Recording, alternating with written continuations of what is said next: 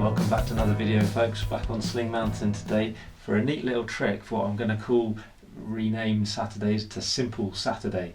So this is called a load Strand Direct for lowering someone in guide mode, so it's LSD. Normally if we want to lower someone in guide mode we have to clip into there, redirect with a sling, weight it, have a backup on and all that kind of thing. This method is a lot quicker. It does rely on one thing though, it relies on your climber being able to unweight the rope even if it's just for a second. If they can't do that, it won't work, but it's a nice thing to know, I reckon. So we'll have a look at it and then have a little recap of it and maybe the pros and cons, that kind of thing. But let's just fire away. Simple Saturday, it'll be nice and quick. I've already pre-set up everything here for a change, so we're on it. Remember, I would be clicked in. I don't do it just to keep things clear, but I would be into the system as well. Right, so I'm belaying my climber up, which happens to be a 10 kilo weight from the training room. Belaying them up as normal. They get to a point and they need lowering, whether that's all the way back down to the ground because they can't do those moves, whether it's down to a ledge because they've just dropped a cam, whatever, it doesn't matter why.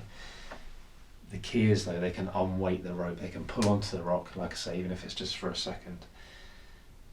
Before I do anything else, I'm going to get the system set up, okay? So down here, I'm going to put in a catastrophe knot, just an overhand. Worst case now, if everything slipped when I'm doing my thing in a minute, that would jam into there, be a bit scary for a moment, but nothing too bad's going to happen. Some people clip it back to themselves, that's cool as well, not something I do. Next up, we're going to get ourselves a prusik.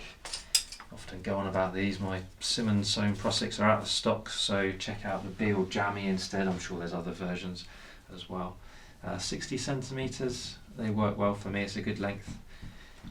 French prusik, and this is going to form a bit of a backup. I see it referred to as a third hand sometimes, I quite like that. Because I'm on a shiny, newish, skinny-ish rope there and a shiny prusik, I do quite a few wraps on that. And I'm going to check it locks. I'm pretty sure that we were looking at it, but I'll check it locks anyway. Yeah, great. It'll release under load, that's why we've done the French prusik. So now I've got my catastrophe knot, I've got my backup. I'm going to get myself a screw gate because I've got a screw gate, but actually a snap gate would be okay in this situation.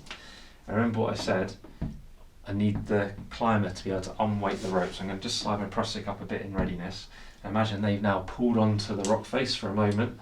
I clip the climber's strand, the live rope, into that carabiner.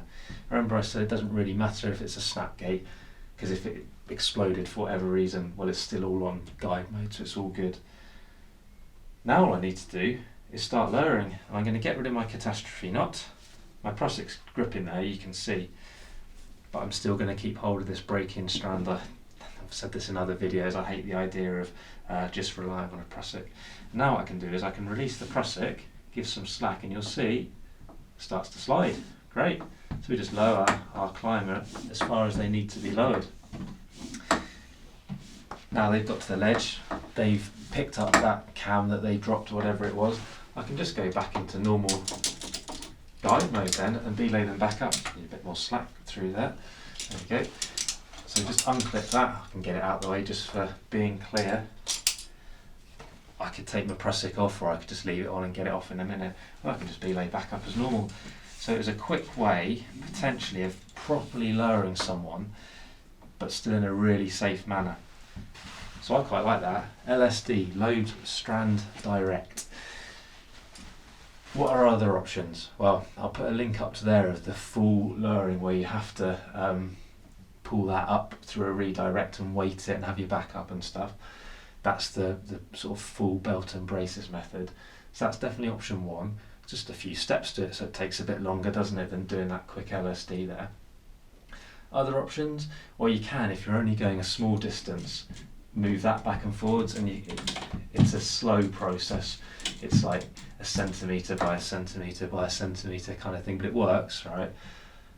I said before, I don't like the idea of just pulling that open or anything like that, but just pumping it like that, that can be quite good.